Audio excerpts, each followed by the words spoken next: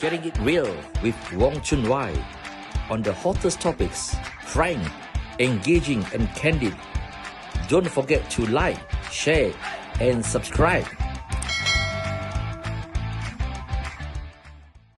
The Barisan Nasional scored a huge victory in the Johor state elections, winning 40 out of 56 seats of the Johor State Assembly. What are the reasons for the big victory? Let's hear it from Philip Golingai and Ivan Grewal. Good evening, Malaysia and followers from around the world. The Johor election is just over, with the Barisan Nasional staging a huge success beyond its expectations even. Joining us tonight are political analyst and journalist Philip Golingai, as well as lawyer and columnist Ivan Grewal. Please welcome Ivan and Philip. Okay, Philip and Ivan, before I start our conversations, I'd like to share some facts and figures to give our followers a certain perspective of what the impact has been in Johor. So we will start with the basic facts. Barisan Nasional won 40 of the 56 seats, securing the vital two-thirds majority. But in terms of popular votes, non-Barisan Nasional parties collectively have nearly 200,000 more votes than Barisan Nasional. 3. Barisan Nasional received 43% of the popular votes against the opposition's 57%. But another news report said Barisan Nasional led the popular vote in the Johor elections with a 43.11%, while Perikatan Nasional took 24.04% and Pakatan Harapan with 20.48%. And of course, as far as the low turnout is concerned, more than 1 million voters, to be precise, 1,173,224 voters did not come out to vote. And as well as that in Singapore, there are 100 over 1,000 Malaysians there, but only 7,000 of them took the trouble to register as postal voters. For Pejuang, it contested in 42 seats and all lost their deposits. Warisan fielded 6 candidates and they lost their deposits as well. Pakatan Harapan had 11 candidates who lost their deposits. Of these 11, 7 came from PKR, 4 from Amanah. As for Perikatan Nasional, those who lost their deposits, 2 were from Bersatu, 1 from PAS, and 1 from Gerakan. For PKR, this is the third poll showing after Melaka and Sarawak. So the party leadership, I'm sure will face certain pressure with the party elections ahead. Muda made its maiden election, contesting in 7 seats and won the historic first.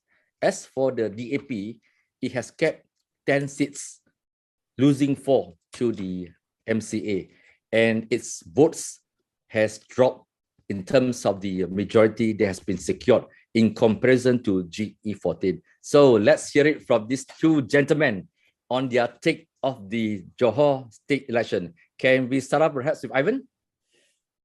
Well, thank you, Dr. Sri, for sharing those statistics. It's quite a sobering reminder when you actually crunch the numbers and you break them down and you actually see how the election unfolded.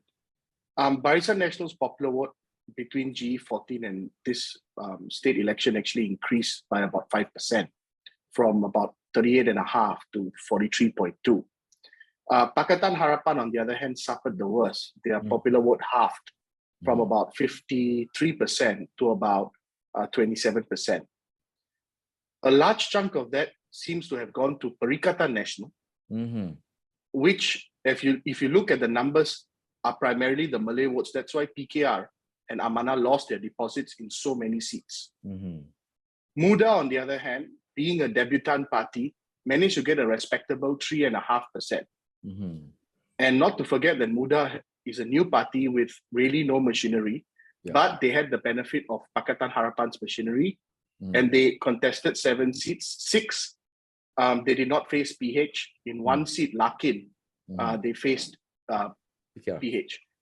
PKR, sorry. So looking at these results, I think, yes, it is a runaway victory for Barisan Nasional because of our electoral system, which is first past the post. Of course, the naysayers or the anti-Barisan folks would go and say, yes, if you look at the anti-Barisan vote, is 200,000 more, or by percentage-wise, is 57% to 43%. That is a 14% gap. However, the assumption that if the opposition bands together, that means PN, PH, and the rest, will they defeat Barisan? We don't know. Because not necessarily every PN vote can be transferred if they work together with PH, because not to forget, PAS had 8% popular support in GE14. The question is whether the PAS votes will be transferred if they work with, if they had worked with Pakatan Harapan. So overall, it gives us a good idea of the way things are going. I think people want stability. They were convinced by the message. However, the bulk of non-Malay support is still with PH.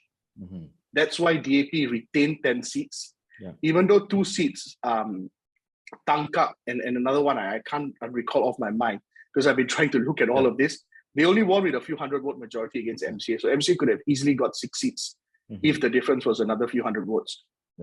That being said, it still shows that the country is quite polarized, that the direction things are going to is the pre-2008, which is a very large, strong DAP-led opposition and a Barisan-led government.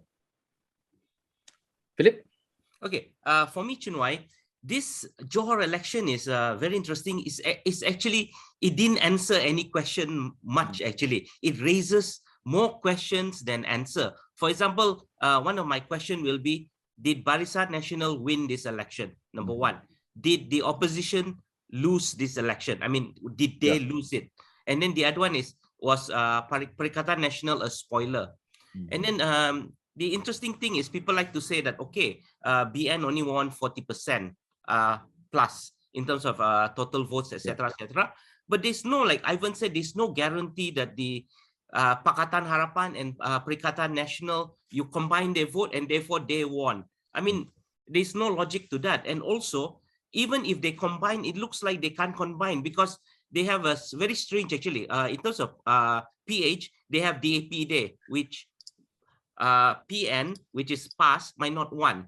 And then PN has PH, Perikatan Nasional has PAS, and maybe PH doesn't want. So the combination, you can't take these two combination and then make them into Gagasan Rakyat or something, a coalition, because they will be fighting. So it looks like it will be different little parties in these two coalition that need to have an electoral arrangement like how Muda did, and maybe they can do better. So there's many big question mark. And then I'm very sure you'll ask this question, which I won't answer yet. I'll wait for you to answer. The big question is there G15 coming very soon? We'll wait for that. But to come out as a follow-up question, obviously that all the reasons given, whether it's poor turnout or it's the voters, the popular votes were in favor of the opposition. But the bottom line, the reasons why that the opposition lost badly was simply because that there was great disunity. They fought against each other. They fight solver each other. They could not even name a possible Menteri Besar. PKR decided to use its own logo, and everyone was just contesting each other. Can you elaborate on this, Ivan? Yeah, you see, that is right. The seat earlier was Johor Jaya. So 2 seats, Tangka and Johor Jaya. I just looked at the numbers. Now, it's an interesting question, but I wouldn't frame it as opposition. I think there is a Barisan and it's an anti-Barisan. Because PN is not really opposition because they are in the federal government with Barisan. But however, at the state level, I think our politics is moving in the German direction, where the coalitions at the state level are different than the coalitions at the national level. So that seems to be the way things are moving. Now, I think the biggest problem for the non-Barisan parties is, one is the lack of cohesiveness. I think they just have, second, they need to find a way to work together. Third, everybody can't want to be PM. You can't have Anwar, you can't have Muhyiddin, you can't have Shafi Abdal all wanting to be PM. You have to coalesce around one figure. And in the case of Barisan Nasional, you have the president of UMNO, Zaid Hamidi, who is not the prime minister. You have the vice president, who is 2 rungs lower than him, the prime minister. You have Mat Hassan, who's the deputy president, the election director. And you have Najib, who's the former prime minister, as the advisory, in an advisory capacity. So they seem to have a formula around that. It may not be perfect, but at least there's something to look to as an example. Yeah. So I think the non-Barisan forces, of which my party is Gerakan is part of as well, and I've been saying this internally in the party, you need to come to form some form of an arrangement. If you don't, then 3 favor fights always benefit the party with a grassroots base and organization and a good get out to vote effort, and that is proven in Johor. Philip, anything to add? Yeah. Okay. The thing, ChunWai, is what's the reason for PH doing badly? Okay. Is the reason because of disunity? Maybe not. It's not as if they're that disunited. They're quite united. It's just that PKR decided to use its own logo. So the thing, I think, is it's the voter turnout that it gives an indication why PH did badly. I mean, you see they are using it as an excuse. The excuse is we lost because the voter turnout is low. But for me, is you lost because the voter turnout was low because you failed to inspire the voters to go out. It's unlike G14. G14, regardless of COVID or no COVID, people will pay. People are in Hong Kong, people are in Singapore, people are in US, they will just buy because that time Pakatan Harapan, they were selling Harapan, which is hope. They were selling hope. People thought that the change will come. So it didn't matter. They will have driven. And then I give you just an anecdote. On Friday, one of my friends, they were driving into Johor, their pollsters. And then what they found was the cars were leaving Johor.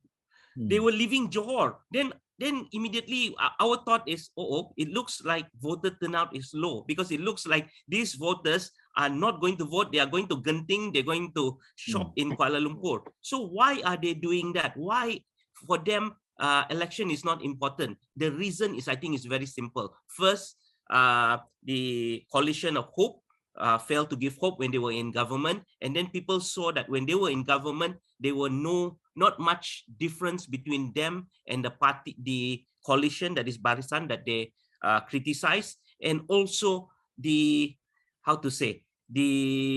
leaders of DAP, the leaders of PKR, and even Amanah, they no longer inspire. They can't inspire. People are just tired of them. And then I think the other reason also is Mahathir is no longer there to bring in the Malay votes for Pakatan Harapan. So I think it is voter turnout because they fail to inspire the voters. Yeah, I agree with you because that a lot of things has been said about the poor voters turnout, and that has been said as an contributing factor. But the fact is that if the people are there and they just do not want to come out to vote, which means that you feel to convince them to come out to vote. When you have 1/million registered voters who just did not want to vote, and beside that, the low turnout, people were just didn't feel strongly to want to come out. The third reason was, of course, despite having this large number of Malaysians in Singapore, only 7,000 took the trouble to register as postal voters. So which means that it's not they couldn't come back in a simple way to come to vote. But the fact was that the postal votes were available for them, but yet they were not interested. Is it because of political fatigue, or most of Malaysians particularly you can see the trend. While Malacca and Sarawak have better numbers, but in the case of Malacca, is it because that we have too many, I don't know, this is the third one. Are we having too many state elections? Voters are just fed up. Politicians are all the same, you know. At the end of the day, they're just fighting each other. Like in the case of the opposition, they talk about wanting to bring unity, talk about stability, and yet they contest against each other. Malaysians just fed up. I just answered that with Oh, no problem, Philip. Go ahead. Okay, I just answered with one sentence. I think the voters who are anti-BN, they have just given up. Actually, they have seen and then they just gave up. I think that's just a simple reason why they didn't turn up. Well, they gave up on hope. I think just to circle back a bit to the earlier point, something that I missed out was that a lot of Pakistan's Malay vote has found its way to Perikatan Nasional. And I think that's Pakistan's big problem, is that they lack support with the Malay community. And that's something they need to look at seriously if they want to continue to be viable in states like Johor and Malacca, and even Negeri Sembilan for a matter, which is a state they would lose if this is the trends, if these trends hold up. Now, back to the voter fatigue. I actually did speak to a couple of friends of mine, and I asked them, I said, are you going back to vote to Johor? Because actually Gerakan actually had a get out to vote and Jom Balik Undi campaign. And the response was so poor. People were just saying, we're very tired. As Philip rightly said, the coalition of hope does not represent hope anymore. That is the feeling. And that's the often comment. Even though some of them were incentivized to go back, they said, we'll assist you with your petrol money, etc., and all that, which is commonplace for political parties now. They still were not interested. So I think there's a high degree of political fatigue. At the same time, I think maybe some of them are sending a message that, look, we don't like any of you. So in India, you could actually have a NATO, which is none of the above option. Maybe they should introduce that here, and then you would see a lot of them coming out to vote, so the spot vote will be recorded. Okay. I just wanted to add another thing.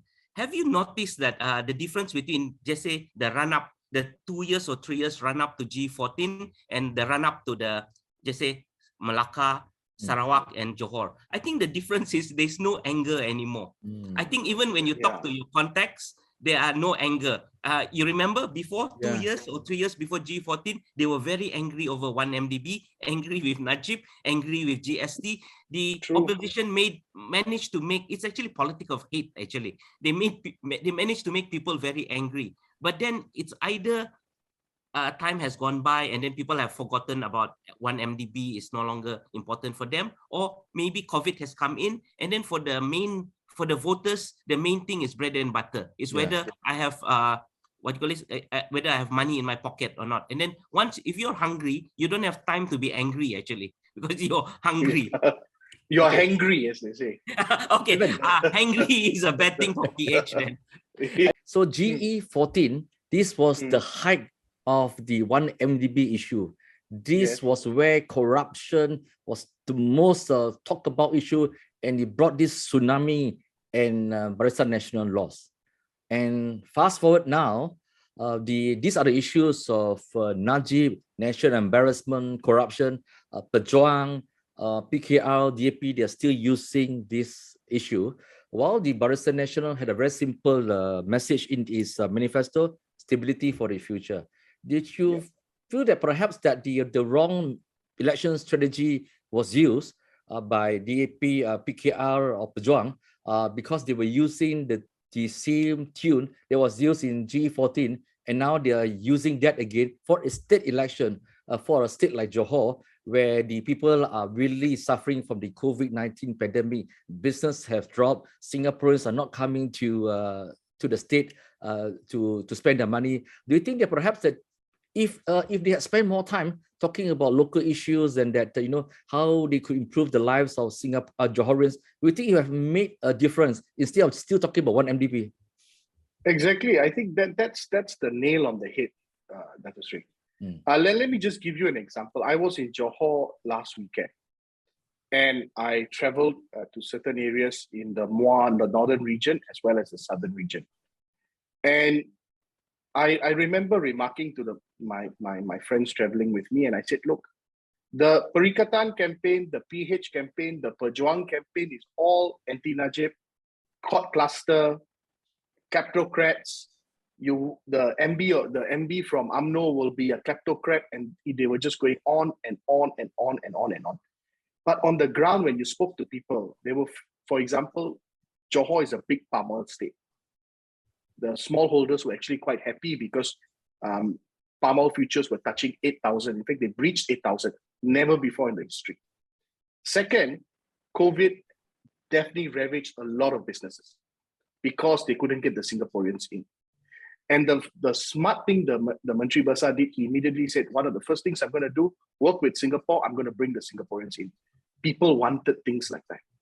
And I remember telling within the circles of my party, I said, don't obsess over this court cluster, because the anger against BN is nowhere the way it was in 2014. In 2014, you could not go to a Chinese majority area and expect to eat in a coffee shop if you had a Barisan shirt on. Personal experience. But this time around, you just look at the reception for Najib. Yes, the Chinese did not vote for Barisan en masse, but they wanted to take a photo with him. They wanted to talk to him. That shows that half the battle, in a way, is won because that resentment and anger is not there anymore. PH and PN missed that message. And I think that therein lies a critical failure of their campaign. Mm-hmm. Philip? Okay, Ivan, you talk about going on the ground and then listening to people. They're more interested in economy, etc., etc. Yeah, it's actually if these political strategies, if they look at the polling that I see or I've received from a few think tanks, it's simple. Top is economy, number 2 is COVID, health, and then bread and butter, etc., etc., etc. Then down number 6 or 7 is corruption. People are not interested in corruption, so they should have listened to that one. Then the other thing, which is maybe rather simplistic, how people see in terms of the Najib thing. You know, the funny thing now is many people are saying, hey, during Najib time, things were better. Even my opposition friends said, hey, we can cari makan. I mean, maybe it's too simplistic. No, exactly. It's true. Yeah. Absolutely true. Sorry to interrupt you. Yeah. But even maybe simplistic because we had MCO, we had COVID, the world changed, etc., etc. But this is what they feel. We already have, we had Mahathir as Prime Minister again, and then we had Muhyiddin, and then we had all those people who claim to do better than Finance Minister Najib. But for them, it's very simplistic. We can cari makan. Even as an opposition, we can cari makan. So the thing is, they remember the good old days. And then I think in a way also, people felt that the politicals hate clouded their mind. And then for them, it's simple, pocket. We made money we made a decent living or good living under Najib, but now things are bad. So it sounds simplistic, but that's how they feel. Ivan and Philip, so we talk about this friends of ours or contacts of ours. In my chat group, many of my friends, of course, they don't live in Johor, except for 1 or 2. Many of them, of course, have expressed their horror or even their disgust that Datuk Sri Najib, who has been described by a judge as a national embarrassment, could actually be so popular, not just with the Malays, but also with Chinese voters who all rush to cheer him and join the chorus of boss cool, and then have selfies taken with him. Now, a man like him, who has been convicted for corruption, and yet is able to meet voters, and voters rush to have pictures taken with him. And when I look at the other leaders, nobody seems to be taking photographs with them. They look quite actually lonely in many places that they went to. Why is this attraction with someone like Najib? And he actually said that in a statement a day or two, he says that, look, people are longing for my leadership. And of course, whether you like him or do not like him, the fact is that he seems to be able to have crafted a following for him. People follow him on social media. Okay, whether it's as simple as playing with his cat or what meal he's eating now at a hawker center, but he seems to be able to have that kind of new rebranding. What is your view on this? Okay, Well, I answer first. go Okay. ahead. Yeah. Okay, the thing about Najib is why there is a rebranding for him is because he is maybe the best opposition leader we ever had. Yeah, correct. Because you see, it was easy for him. He's no longer prime minister. So when he was, as he explained to us, Chunwai, when we met him, he said that when he was prime minister, he had to act a certain way, and he really didn't have time. He was focused on something. So, okay, now he is no longer prime minister. He's technically an opposition guy. So he had more time to show his real self. And then, if you remember his posting for the last 2 years when Pakatan Harapan was the government, it made sense actually. Certain things like EPF. You see the EPF thing, he was pushing it. Now you can hear like Anwar and other people, even DAP, they were said, okay, yes, let's release the EPF money, although it might not be logical because we might lose money from that one. But so he made a great opposition leader, and it's easy to actually. One thing I learned also, my friends will tell me, once you're in government, you're no longer funny, you no longer can do things, your mouth is shut, you can't say anything. But in opposition, it's easier. So now Najib is, even though UMNO is back in government, he's still technically the opposition. So he has an easier time. Well, I Philip is right. I feel much more liberated that now I can speak my mind. I'm not political secretary to the minister. My party is not technically not in government. So it gives me that kind of freedom. So at a very micro level, I have it. At a macro level, with Najib's following, you can just imagine how liberating or how liberated he feels. Secondly, I think Najib has become the standard bearer for those who don't like the way things are going, because he's able to take out his message in a very simplistic, colloquial way, eschewing all the fancy words and sophistication. It's just so simple. Anyone can relate to it. The third factor, I think, is that as history shows, I mean, you just look at American politics after Watergate. Nixon was not as hated a couple of years down the road. George W. Bush, despite Iraq, is not as reviled as he is. As time passes, with the affliction of time, as they say, the passionate anger also tends to dissipate. But I think the third and most important factor also is for his popularity, is that people say that Najib represents the good old days, the days where things were better, despite you whacked him on GST, you whacked him on 1MDB and extra. The people felt they had more money in their pockets. Of course, the current government or Perikatan Nasional will say, no, it's COVID, etc. But those are not excuses as far as people are concerned.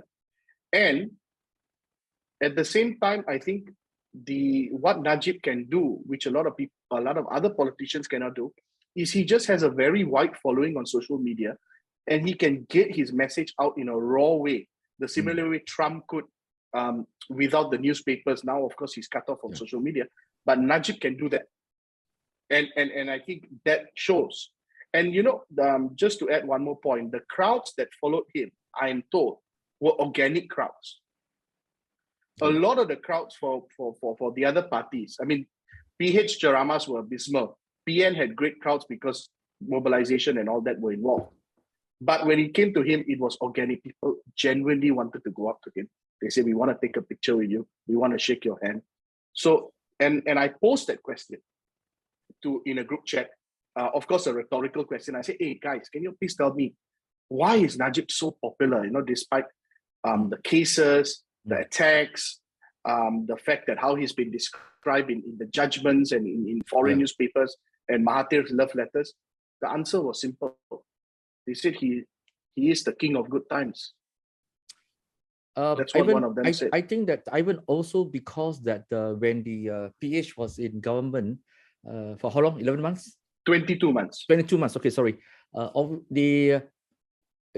course, it's debatable whether they did a bad job because of their lack of experiences, or they did not do a good job because many of them who were ministers forgot that they were already in government. They continued to act like they were still in opposition through their daily statements. They were really in combative form.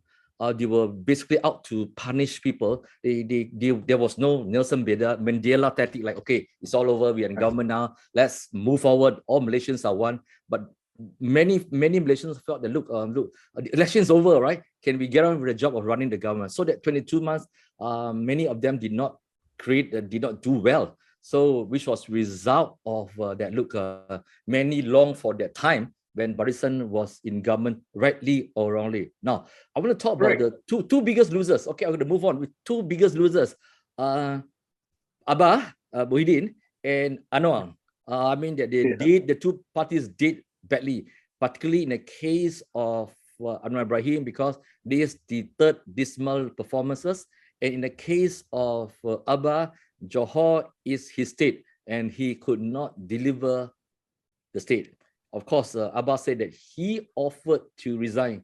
In true Malaysian political way, nobody resigns. They just offer to resign. And of course, the next day, their party guys will say, oh, please do not resign. Please do not resign. We know that, okay? We've gone through this shenanigan. Tell us about your views about these two leaders who lost.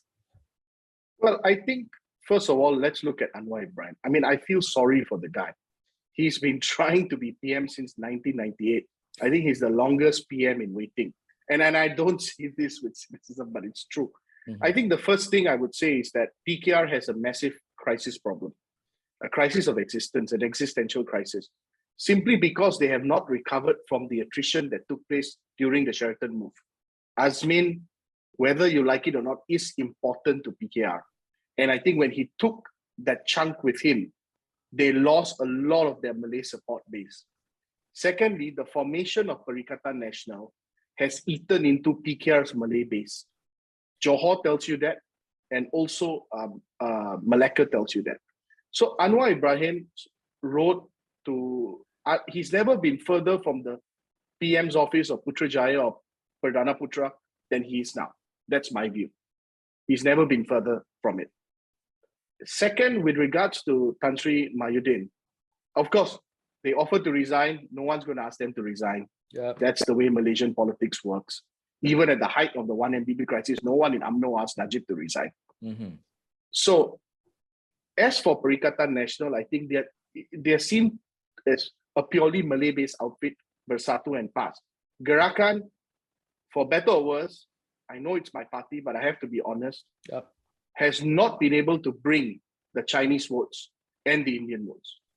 And the direction the party has taken in the last 3 years to out-Chinese DAP is an insult to the struggle of Gerakan in the past, Tun Keng Yek, Khosukun, and the others. So Perikatan has a major problem because on one hand, they cannot bring non-Malay vote. PH, on the other hand, has a problem. They cannot bring the Malay vote. So the answer lies is these two have to work together if they really want to get a stab at forming government. But it's highly unlikely because PAS will never work with DAP. And I don't think Anwar can reconcile with Azmi. Yeah. Philip? Okay. If you are with Pakatan Harapan, you will want Anwar to actually take a steps a bit. Maybe he can become a mentor or something and then allow a younger person. I think the voter turnout will increase if he just do that simple thing. And then, but if you're with BN, you will want Anwar to stay. Because I think the reason BN is doing well is because of Anwar also. So, okay, so what's happening to Anwar? I mean, he was very charismatic, etc., etc. But then I think he has just lost his credibility. And then the one that he lost, I think the one that it went really down. Okay, yes, he had a big fight with Azmin, but the one that really went down was when he had, he said something like, "I have strong, formidable majority." Okay, then he made people exciting. The thing with him is, he made people excited. People were excited. Wow, we're going to have a new prime minister. He's going to become the prime minister. Then they waited and waited and waited. And then when they look at what's happening, it never happened. So he lost his credibility there. And then the worst is when he was vying against Ismail Sabri to be the next prime minister. And then that's when people were already fed up with him. Come on, give way. Opposition looks like they have the number, give way, and then give it to another person. That person can get that 115 or something. But Anwar insisted on becoming PM again to put his to contest for that one. So I think people are just fed up. People see him as the stumbling block. Last time they thought that he would have brought them. I mean, They already achieved it actually. They are already in government. But now they want to go back in government, and the stumbling block is Anwar. So that is the thing. So actually, I think the simple advice for Pakatan Harapan is you change your leaders actually. You go for the new leaders. I think your percentage point will increase by 5%, 10%, 20%. Yeah. Okay. The thing with Abba is when you get the when you look at the polling by think tanks, etc., is this is what I'm told. Maybe it's too inside story, but what I'm told is when people look at the numbers actually before Johor, they knew already that Bersatu will not win enough votes, that they will win 2 or 3, but during this campaign election, the first 1 week, people thought that Bersatu will do well, but it looks like the initial surveys was correct.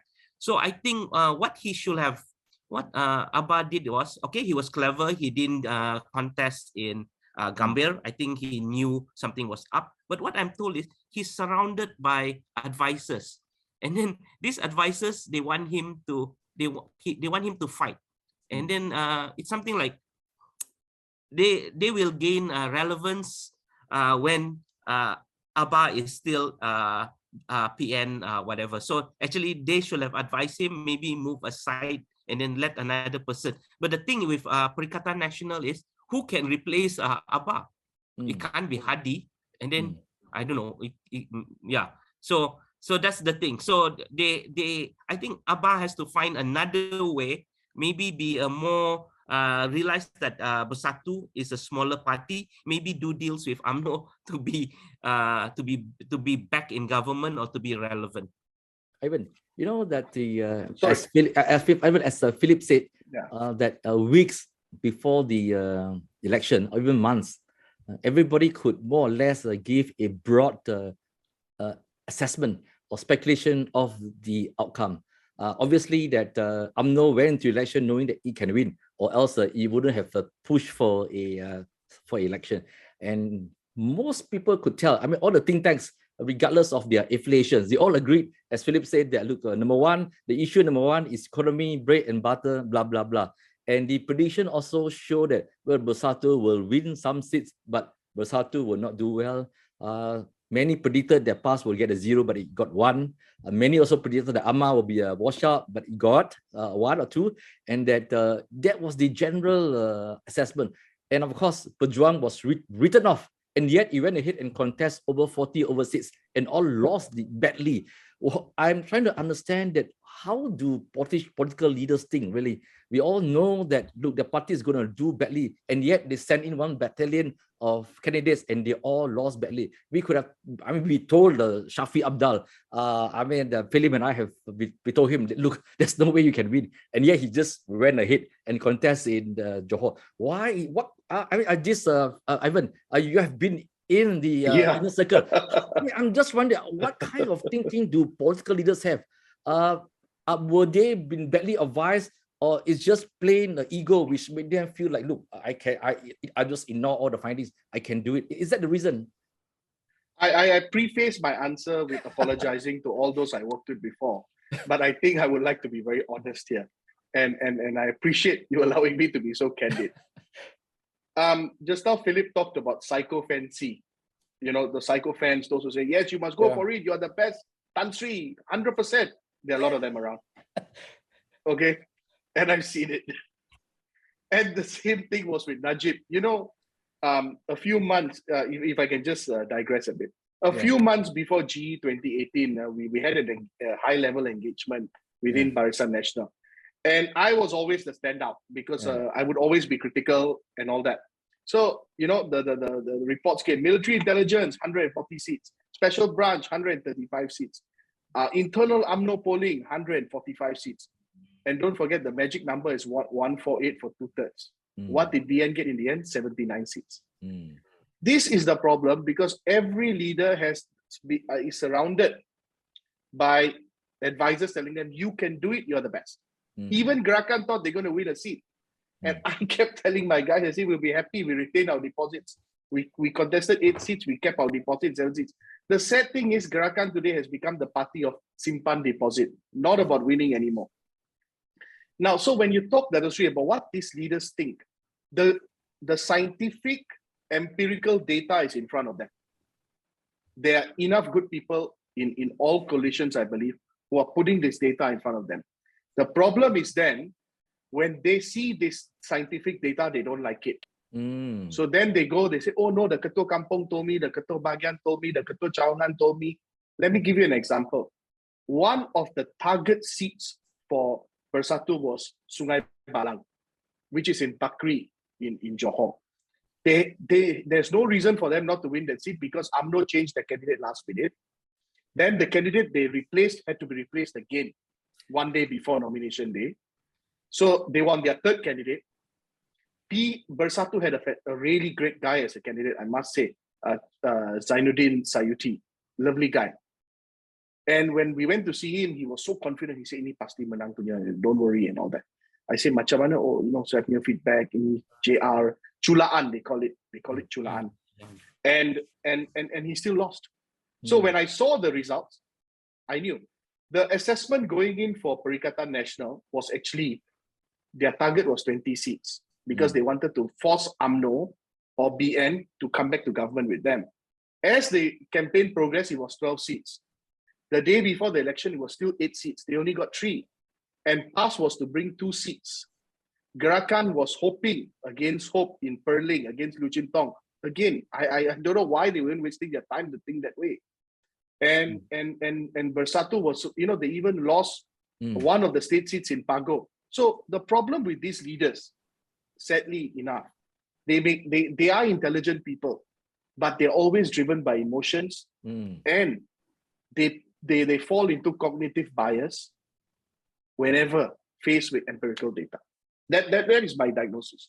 Okay, we are running out of time. I have final 2 questions, so I will need a fast takeaway from both of you 2 gentlemen. The question will be that, what does this mean to the PM, Ismail Sabri, as the pressure builds up that many UMNO rank and file said, let's do a general election soon, because you must seize the opportunity when the opposition is weak.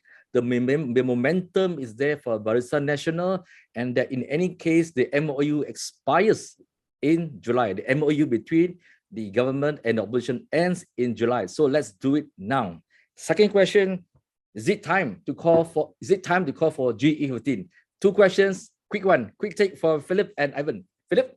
Okay, very quickly. The thing about this Johor poll is, the result is, I think, Chunwai, you shared the video that Bubar, Bubar, Bubar was shouted for Ismail Sabri. So this election, I mean, the result is a great test whether Ismail Sabri still can play Tai Chi, whether he can Tai Chi that pressure. Okay, that's number 1. Number 2, your second question, it depends. If you are the opposition now, it's not a great time to have an election. If you are with Bosco, it is a great time for election. So that's my answer. Okay, Ivan? Well, I think if Ismail Sabri ignores his party's wishes, I saw the Buba Piwa video that you sent us as well. He does so at his own peril. Second, whether it's time for a general election, my only advice, unsolicited, of course, to BN is, don't make the same mistake they made in 2017. They should have called the election after the SEA Games, where everyone felt good and the opposition did not organize. I think if they wait, they'll lose. They may even lose, or it will end up in a hung parliament.